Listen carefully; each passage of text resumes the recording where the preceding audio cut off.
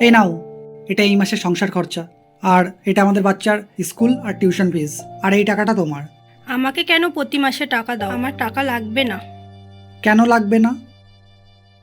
সবারই হাত খরচার প্রয়োজন আছে। আমি সব খরচা দেওয়ার পরও কিছু টাকা আমার কাছে রেখেছি নিজের হাত খরচার জন্য। তো প্রতি মাসে আমার যেমন একটা হাত খরচার প্রয়োজন হয়, তোমার কেন হবে না? তুমি বাড়িতে থাকো বলে কি তোমার কিছুর দরকার পড়ে না?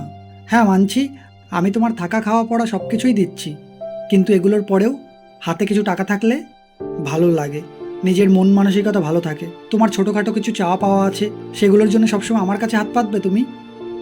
আমি ধরো অফিস থেকে বাড়ি এলাম, হয়তো টায়ার্ড থাকলাম, কোন দিন কি চাপ থাকে তার তো ঠিক নেই, হঠাৎ করে কিছু চাইলে আর আমি তোমাকে উল্টোপাল্টা কথা শুনিয়ে দিলাম।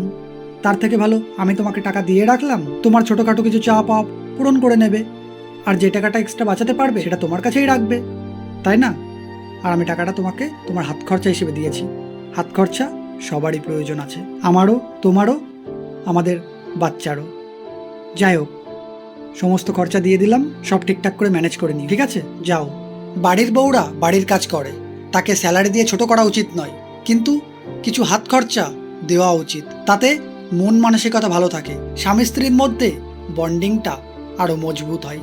সমস্ত ছেলেদের তার সামর্থ্য অনুযায়ী অল্প কিছু টাকা হাত খরচা হিসেবে তার বউকে দেওয়া উচিত।